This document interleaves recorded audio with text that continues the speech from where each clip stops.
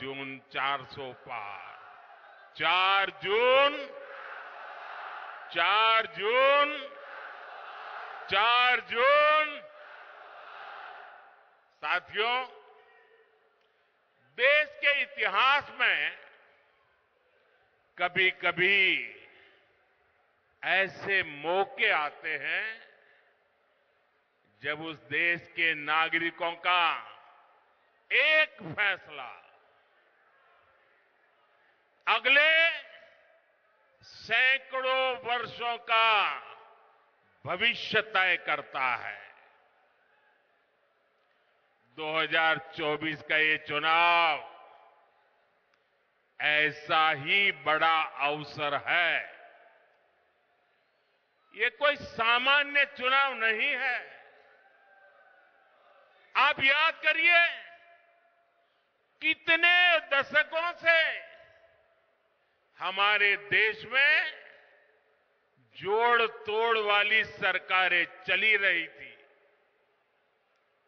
गठबंधन की मजबूरियां, हर किसी के अपने स्वार्थ, इस सब में देश का हित पीछे छूट गए थे। कांग्रेस के समय में गांव, गरीब, किसान, मजदूर, महिलाएं, युवाओं, इनका जीना मुश्किल हो गया था। हर दिन अखबारों में या तो घोटालों की खबरें छपती थी या आतंकी हमलों की खबरें आती थी। लेकिन 2014 से देश में एक बड़े बदलाव की शुरुआत हुई। दशकों बाद देश को आप सब जागरूक मतदाताओं ने पूर्ण बहुमत वाली सरकार देश को दी। आज भारत समंदर पर बड़े बड़े पुल बना रहा है। आज भारत पहाड़ों में भी सुरंगें बनाकर सीमा की सुरक्षा बढ़ा रहा है। अब जब अजमेर से वंदे भारत ट्रेन रफ्तार भरती है तो विदेशी भी हैरान हो जाते हैं। अब राजस्थान में एक से बढ़कर एक एक्सप्रेस वे बन रहे हैं, डेडिकेटेड फ्रेट कॉरिडोर बन रहे हैं। भाजपा के शासन में राजस्थान विकास की नई ऊंचाई की ओर बढ़ रहा है। साथियों, कांग्रेस जहां रहती है वहां विकास हो ही नहीं सकता। कांग्रेस ने ना कभी गरीब की परवाह की और ना ही कभी वंचितों, शोषितों, युवाओं के बारे में सोचा। कांग्रेस के लिए यही कहा जा सकता है, एक तो करेला, दूसरे नीम चढ़ा। एक तो परिवारवादी पार्टी और दूसरा उतना ही भ्रष्टाचारी पार्टी। आप याद करिए, कांग्रेस सरकार में राजस्थान को लेकर कैसी खबरें आती थी। युवाओं के भविष्य से खिलवाड़ वाली पेपर लीक की खबरें आए दिन वही पढ़ने को मिलता था। अपराधियों और माफियाओं के बेलगाम अपराध की खबरें, बेटियों के साथ अत्याचार की खबरें, पानी की विकराल होती समस्या की खबरें, कांग्रेस सरकार में लूट की हिस्सेदारी को लेकर सिर फुटव्वल की खबरें आया करती थी। देश में राजस्थान की चर्चा केवल नकारात्मक कारणों से होने लगी थी, लेकिन जब से बीजेपी आई है, अब चर्चा पेपर माफियाओं पर हो रही कार्रवाई की हो रही है। अब खबरें अपराधियों पर कस रहे कानून के शिकंजे की आती हैं। यहां भाजपा सरकार के आने के 100 दिन के भीतर ही वर्षों से लटकी ईआरसीपी पर सहमति बन गई है। ईआरसीपी से राजस्थान के एक बड़े इलाके में पानी का संकट खत्म होने जा रहा है। जिस तेज रफ्तार से देश का विकास होना चाहिए, वो तेज रफ्तार सिर्फ और सिर्फ भाजपा ही दे सकती है। साथियों, कल कांग्रेस पार्टी ने एक झूठ का पुलिंदा जारी किया है, अपना घोषणा पत्र जारी किया है। झूठ का ये पुलिंदा कांग्रेस की एक बहुत बड़ी सच्चाई, कांग्रेस को बेनकाब करने वाला एक घोषणा पत्र है। आप देखिए, हर पन्ने पर भारत के टुकड़े करने की बू आ रही है।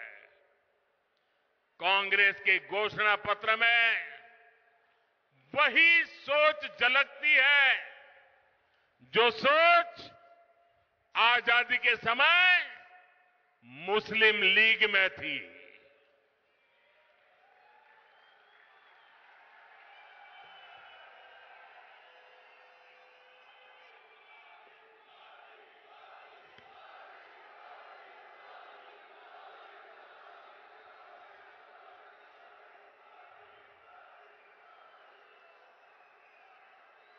मुस्लिम लीग के उस समय के विचारों को कांग्रेस आज भारत पर थोपना चाहती है। मुस्लिम लीग की छाप वाले इस घोषणा पत्र में जो बचा खुचा हिस्सा था, उसमें वामपंथी लेफ्टिस्ट हावी हो गए हैं। और अब देखिए, आज की कांग्रेस के पास न सिद्धांत बचे हैं और न ही नीतियां बची है। ऐसा लग रहा है कांग्रेस सब कुछ ठेके पर दे चुकी है, पूरी कांग्रेस पार्टी को आउटसोर्स कर चुकी है।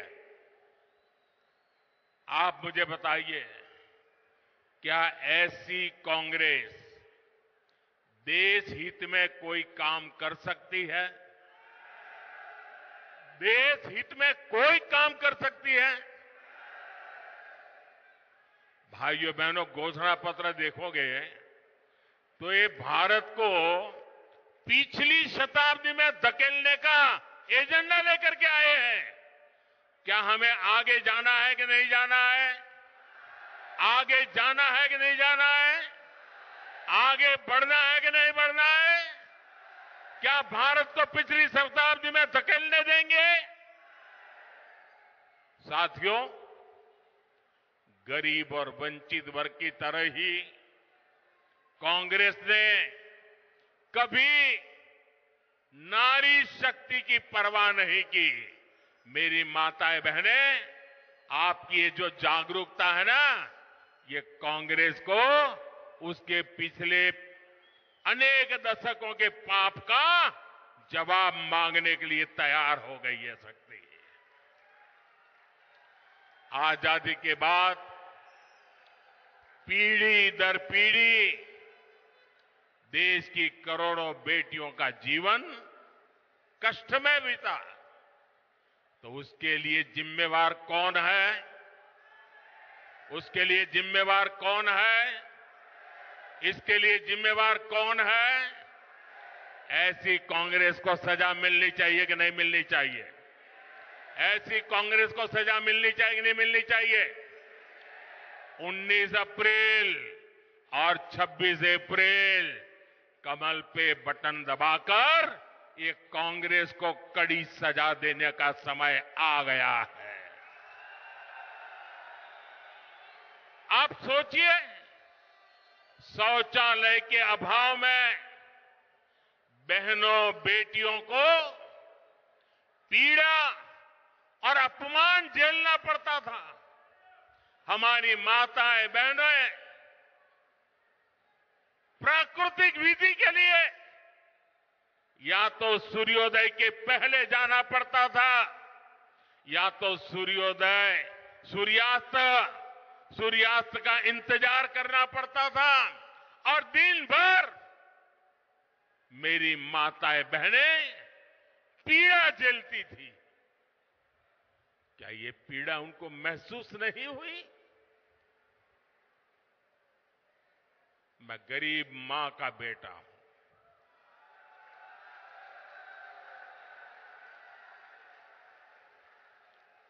इसलिए हर मां का दुख दर्द भली भांति समझता हूं।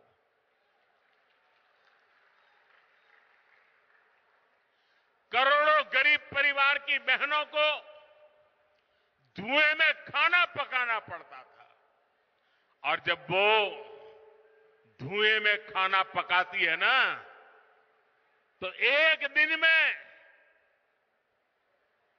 जानकार लोग कहते हैं एक दिन में 400 सिगारेट जितना धुआं ये मेरी माताओं बहनों के फेफड़े में जाता था। क्या इन माताओं बहनों को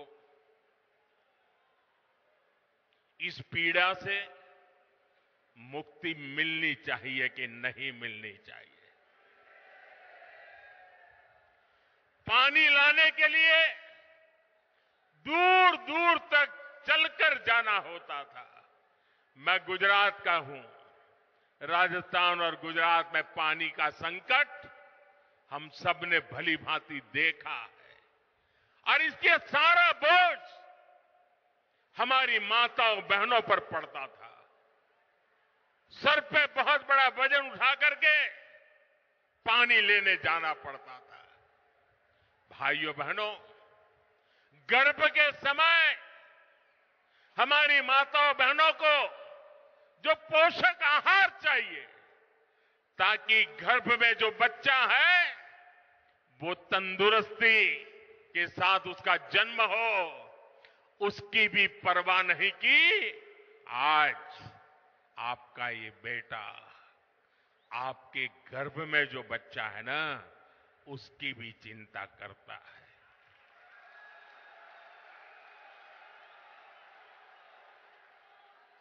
करोड़ों बहनों के पास बैंक का खाता नहीं था। अगर कहीं से थोड़े बहुत पैसे बचा लिए तो या तो अनाज के डिब्बे में रखना पड़ता था। आज मोदी ने इन माताओं बहनों के बैंक में खाते खुलवा दिए। आप देखिए समाज की क्या स्थिति थी। अगर परिवार में खेत है तो पुरुष के नाम पर, घर है तो पुरुष के नाम पर, गाड़ी है तो पुरुष के नाम पर, दुकान है तो पुरुष के नाम पर, और अगर पति नहीं रहा तो बेटे के नाम पर। हमारी माताओं बहनों के नाम कुछ नहीं होता था। और ये आपका बेटा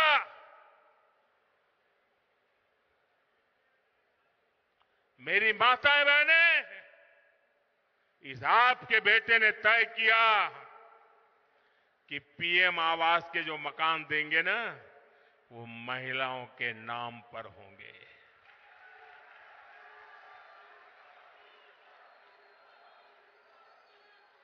हमारी माताओं बहनों को रोजगार के अवसर नहीं थे। बहुत सारे क्षेत्रों में महिलाओं के लिए दरवाजे बंद थे। साथियों, आपने 2014 में आपके इस बेटे को आशीर्वाद दिया। आपने मुझे आशीर्वाद दिया। गरीब के इस बेटे ने देश की मातृशक्ति का जीवन आसान बनाने के लिए पूरी शक्ति लगा दी। बीजेपी सरकार ने 12 करोड़ शौचालय बनाए और हमारी माताएं बहनें कहती हैं, ये शौचालय तो हमारा इज्जत घर है। उज्ज्वला योजना ने 10 करोड़ गरीब परिवार की बहनों को धुएं से मुक्ति दी।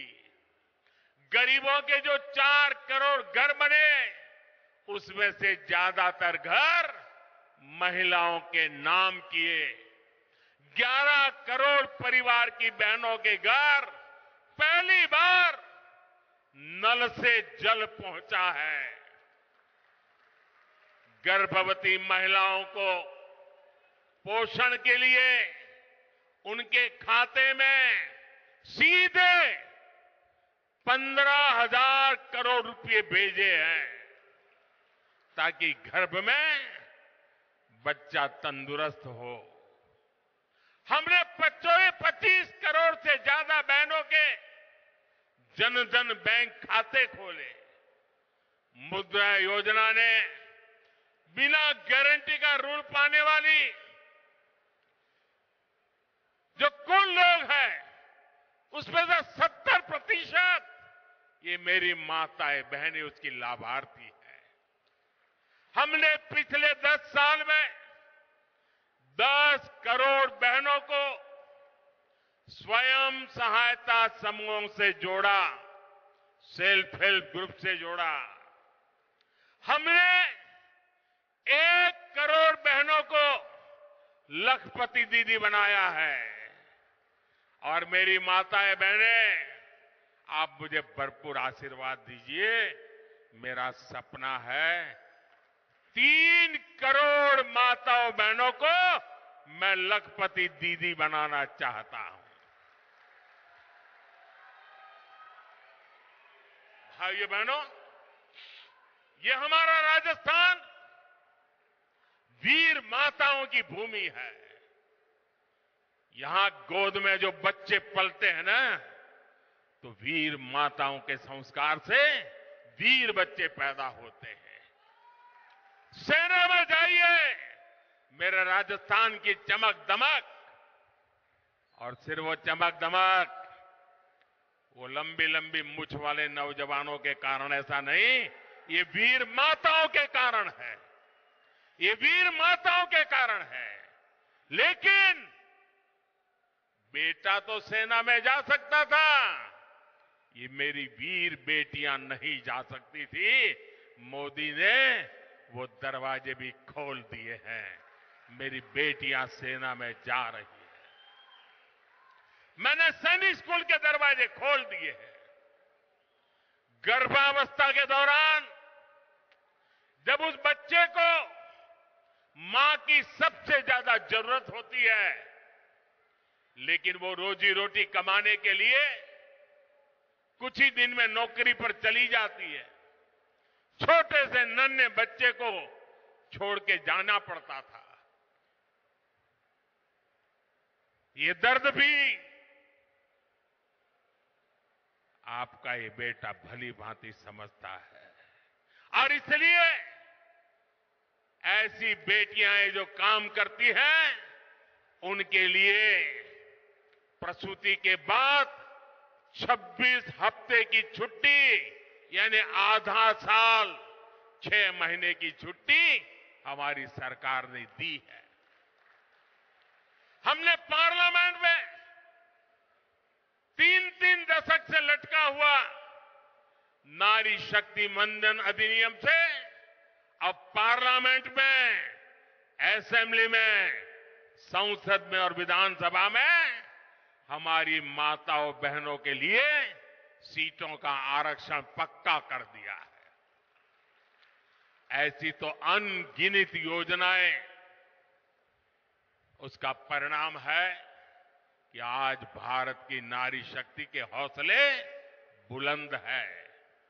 और तभी मैं कहता हूं कि नीयत सही तो नतीजे सही। मुझे गर्व होता है आज गांव की बेटियां ड्रोन उड़ा रही है। जो कभी साइकिल नहीं चला पाती थी वो आज ड्रोन पायलट बनकर के गांव में खेती में मदद कर रही है।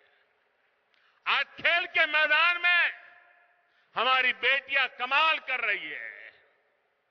आज इसरो के बड़े प्रोजेक्ट्स को हमारी महिलाएं हैंडल कर रही हैं। आज दुनिया में महिला पायलट का सबसे ज्यादा प्रतिशत भारत में है जो विमान उड़ाती है। साथियों, बीते 10 वर्ष में नारी कल्याण के लिए हमने जो किया है ये सूची बहुत लंबी है। आपको भी लगता है अरे मोदी जी इतना सारा कर दिया, ये भी किया, वो भी किया, इधर भी किया, इतना भी किया। मेरे राजस्थान के भाइयों बहनों, मेरे देश के भाइयों बहनों, ये जो किया है वो भले कितना ही ज्यादा क्यों ना हो, कितना ही अच्छा क्यों ना हो, लेकिन मोदी के मन की बात बता देता हूं। ये जो कुछ भी किया है ना वो तो अभी ट्रेलर है, ट्रेलर।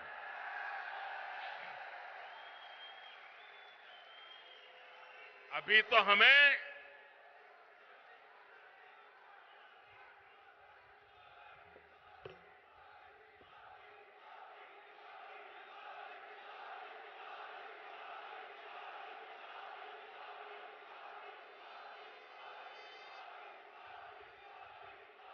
अभी तो ये ट्रेलर है। हमें देश को बहुत आगे लेके जाना है और इसलिए मैं कहता हूं आपका सपना ये मोदी का संकल्प है। हमें 2047 तक भारत को विकसित बनाना है। हमें भारत को दुनिया की तीसरी बड़ी आर्थिक ताकत बनाना है। हमें हर प्रकार से भारत को आत्मनिर्भर बनाना है। ये तभी संभव होगा जब देश की आधी आबादी की भागीदारी का विस्तार होगा। माताओं, बहनों, बेटियों का सुख, सुविधा, सम्मान, सुरक्षा और समृद्धि ये मोदी की गारंटी है। और इसलिए देश की नारी शक्ति भी कह रही है मोदी को जिताएंगे। हर नारी कह रही है हर नारी की गारंटी है। साथियों, मोदी आप सबके बीच से आप ही की तरह एक सामान्य परिवार से उठ करके आया है। आज भाजपा का स्थापना दिन मनाया जा रहा है। मुझे कमल के फूल भेंट में दिए गए हैं, लेकिन एक जमाना था मैं भी आप ही की तरह बूथ पे काम करता था, लोगों के घर पे झंडा लगाने जाता था, दीवारों को चित्र पेंट करता था, कभी पोस्टर लगाने जाता था, कभी जिंदाबाद जिंदाबाद के जहां जुलूस निकालता था। आप ही के बीच से निकल करके आज मैं आपके यहां पहुंचा।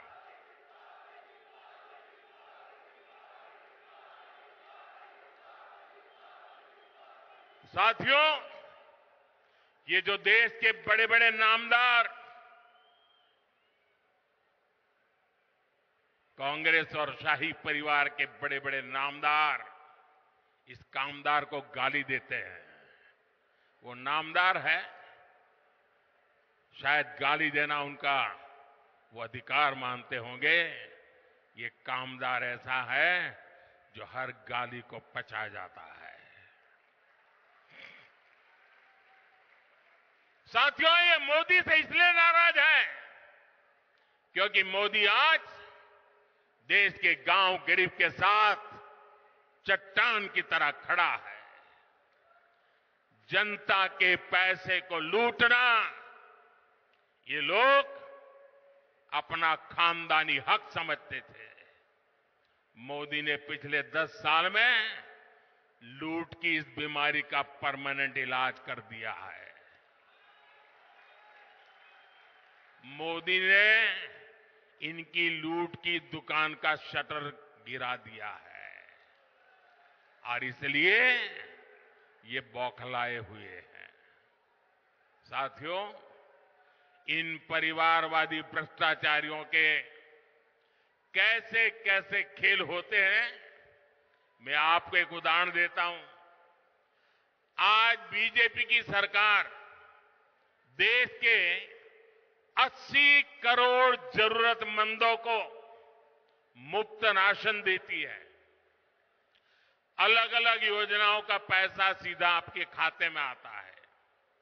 10 वर्ष में हमने 30 लाख करोड़ रुपया, आंकड़ा याद रखिए, 10 साल में 30 लाख करोड़ रुपए से भी ज्यादा गरीबों के खाते में सीधे भेजे हैं। जब कांग्रेस की सरकार थी तब जो भी पैसा सरकार द्वारा भेजा जाता था तो बीच में ही लूट जाता था। अब आप सोचिए, कांग्रेस के प्रधानमंत्री ने कहा था कि दिल्ली से 1 रुपया भेजते हैं तो 15 पैसा पहुंचता है। कहा था कि नहीं कहा था? कांग्रेस के एक प्रधानमंत्री ने कहा था ना कि दिल्ली से 1 रुपया भेजते हैं तो 15 पैसा पहुंचता है। अगर 30 लाख करोड़ रुपया उनके पास होते तो क्या होता, मुझे बताइए। अब 1 रुपया भेजते हैं, 15 पैसा पहुंचता है, तो वो कौन सा पंजा है जो बीच में से रुपये मार लेता है? भाइयों बहनों, हमने जांच कराई तो पता चला कि कांग्रेस ने 10 करोड़ से ज्यादा ऐसे फर्जी लाभार्थी बनवाकर रखे थे जिनका कभी जन्म ही नहीं हुआ था, पैदा ही नहीं हुए, लेकिन योजनाएं उनके नाम पर चढ़ जाती थी। यानी 10 करोड़ फर्जी नामों पर आपके हक का हजारों करोड़ रुपया सीधे कांग्रेस के बिचौलिए के पास जा रहा था। मोदी ने ये खेल बंद कर दिया। मैंने जांच एजेंसियों को खुली छूट दी है। आपने देखा होगा, कांग्रेस के एक सांसद के यहां से 300 करोड़ से ज्यादा नगद, आप कल्पना कर सकते हैं जी, 300 करोड़ रुपए नगद अलमारी में ढेर के ढेर पड़े थे और पकड़े गए। टीवी पर आपने देखा होगा। आप हैरान हो जाएंगे, ये बैंक के पास नोट गिनने के जो मशीन होते हैं ना, मुझे कितनी बैंकों से लाया, लेकिन मशीन थक गए गिनते गिनते, मशीन बंद हो जाते थे, पैसे निकलते ही जा रहे थे। कांग्रेस का घमंडिया गठबंधन मोदी से परेशान है, इसलिए चिढ़ता है, गुस्सा करता है, गाली देता है। लेकिन कांग्रेस के लोग समझ ले, आप जितना कीचड़ उछालोगे ना, जितना कीचड़ उछालोगे, कमल उतना ही ज्यादा खिलने वाला है।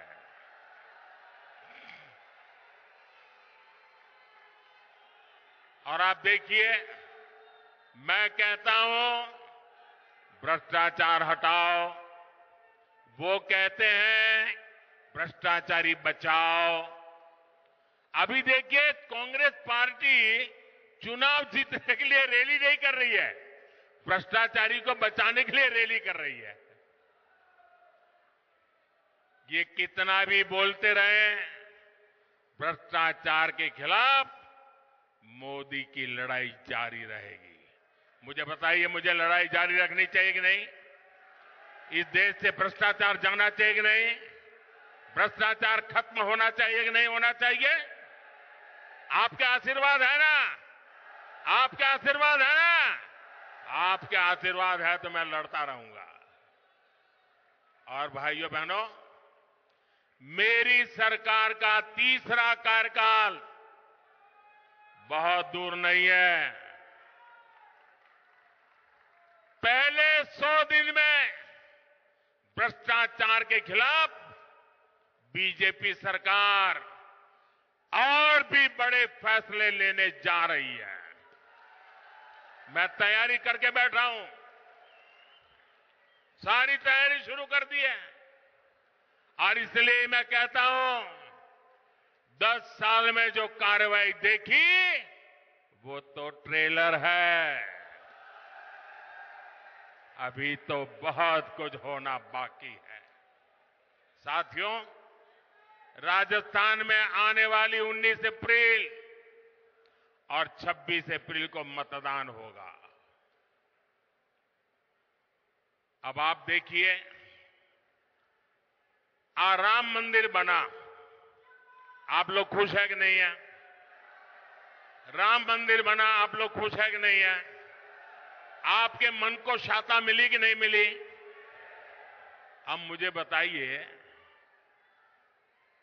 चलो भाई राम मंदिर बन गया, लेकिन उसकी प्राण प्रतिष्ठा में जाने का विरोध करना, यह शोभा देता है क्या?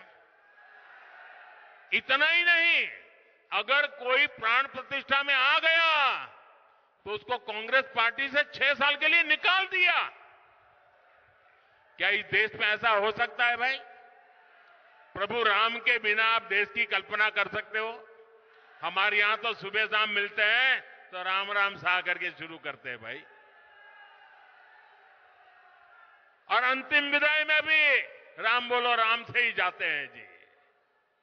उस राम के खिलाफ इतना गुस्सा मेरे दिमाग में नहीं बैठ रहा है भैया। प्रभु राम अपने घर विराजे और ये रामनवमी आ रही है, सज धज के लोग मनाने वाले हैं। हम देखते हैं कितना विरोध करते हो।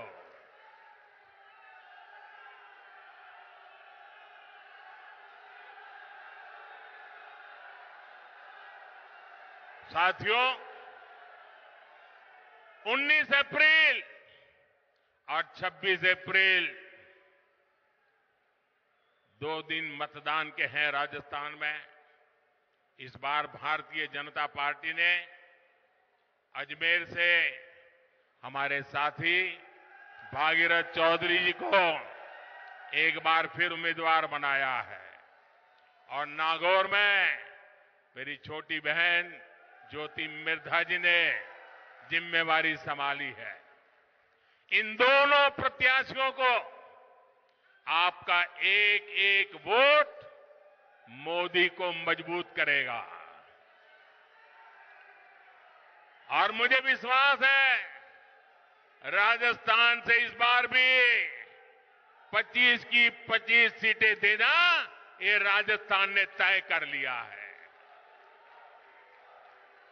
लेकिन इसके लिए हमें पोलिंग बूथ जीतना है। हमारी पूरी शक्ति पोलिंग बूथ जीतने में लगनी चाहिए। गर्मी कितनी ही तेज क्यों न हो, सुबह सुबह मतदान हो जाना चाहिए। तो मेरी ये बात घर घर पहुंचाओगे? मतदाताओं का आज जितना मैंने भाषण किया वो बताओगे? हर माताओं बहनों को बताओगे? पक्का बताओगे? अच्छा, एक मेरा काम करोगे? मेरा काम है, ज्योति जी का भी नहीं है, भागीरथी जी का भी नहीं है, ये मोदी का काम है। करोगे? जरा हाथ ऊपर करो। करोगे? करोगे? पक्का करोगे?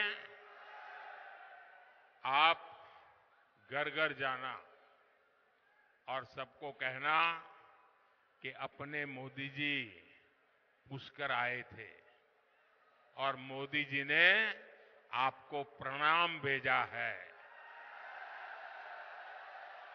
मेरा प्रणाम पहुंचा दोगे?